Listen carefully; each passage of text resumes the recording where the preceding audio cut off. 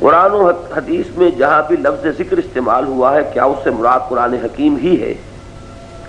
درس میں آپ نے ذکر کے 4 درجات قائم کیے جن میں سے پہلا درجہ قرآن حکیم کا تھا۔ اگر قرآن حکیم ذکر کا پہلا درجہ ہے تو پھر حدیث افضل الذکر لا الہ الا اللہ کا کیا مطلب ہوگا؟ اس اشکال کو رفع فرمائیں۔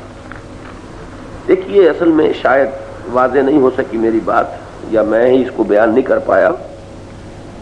ذکر جو ہے اس کے معنی ہے استحضار اللہ فی القلب، دل میں اللہ کو موجود رکھنا۔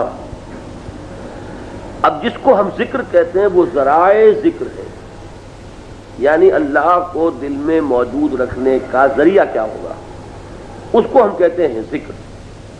تو ذکر جو ہے حقیقت میں تو مقصد ہے۔ اب اگر کسی وقت میں انسان جیسا کہ میں نے کہا تھا کہ وہ گاڑی پر سوار ہو رہا ہے، اس نے دعا وہ مانگی، تو یہ اس وقت ذریعہ ذکر ہو گیا اس کا کہ اس کا ذہن اس کا دل اللہ کی طرف متوجہ ہو گیا۔ اب ذرائع ذکر میں اہم ترین اولین یقیناً قرآن حکیم ہے جس کو قرآن خود الذکر کہتا ہے۔ ذکر ہی سے اس میں فعل امر بنے گا تذکیر سے ذکر، تو ذکر بالقرآن من یخاف وعید، تذکیر کرائیے اے نبی قرآن کے ذریعے سے۔ تو معلوم یہ ہوا کہ ذکر میں مقدم ہوا۔ باقی یہ ہے کہ وہ باقی میں نے 4تھے درجے پر اذکار بھی رکھے ہیں، یہ تو ہو جائے گا نا حضور کے مسنونہ چیزوں میں سے کہ جس کی سند ہمیں ملتی ہے۔ اچھا، کسی شے کا مقدم ہونا اور افضل ہونا ضروری نہیں کہ دونوں چیزیں ساتھ ساتھ جائیں۔ مثلاً یہ کہ افضل ایمان پوری امت میں کن کا ہے؟ صحابہ کا، اور حضور نے زیادہ حسین ایمان قرار دیا ہے بعد میں آنے والوں کا۔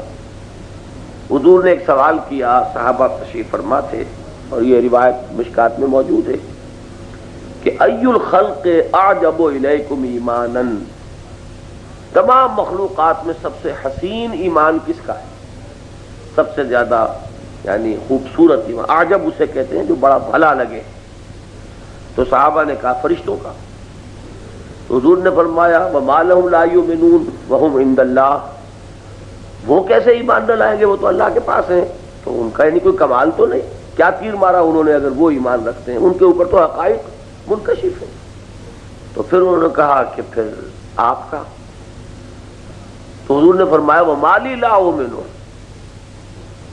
والوحی ینزل علی، میں کیسے ایمان دلاؤں گا، مجھ پر تو وحی نازل ہو رہی ہے۔ اچھا، اب صحابہ نے پھر تیسرا کہا ثم نحن، پھر ہم ہیں۔ تو حضور نے فرمایا وما لکم لا تؤمنون وانا بین اظہرکم، تم کیسے ایمان نہیں لاؤ گے جبکہ میں تمہارے مابین موجود ہوں۔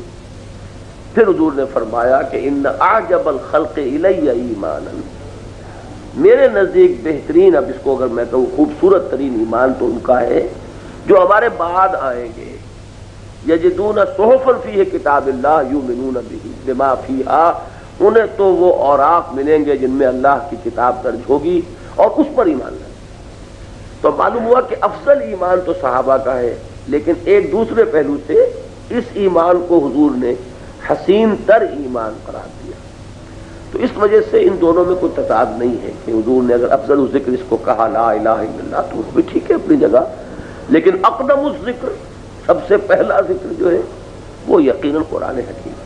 پھر یہ کہ لا الہ الا اللہ تو قرآن ہی ہے، یہ بھی تو سوچیے نا۔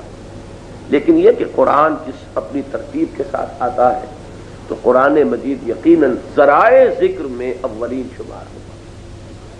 پھر اقیم الصلاۃ لذکری، وہ میں نے عرض کیا کہ پھر نماز جامع ترین، پھر ادعیہ معصورہ، اور ان میں تو جو حضور سے معصور ہے وہ تو اسی میں آ گئی، یہ تو اس میں آئے گی۔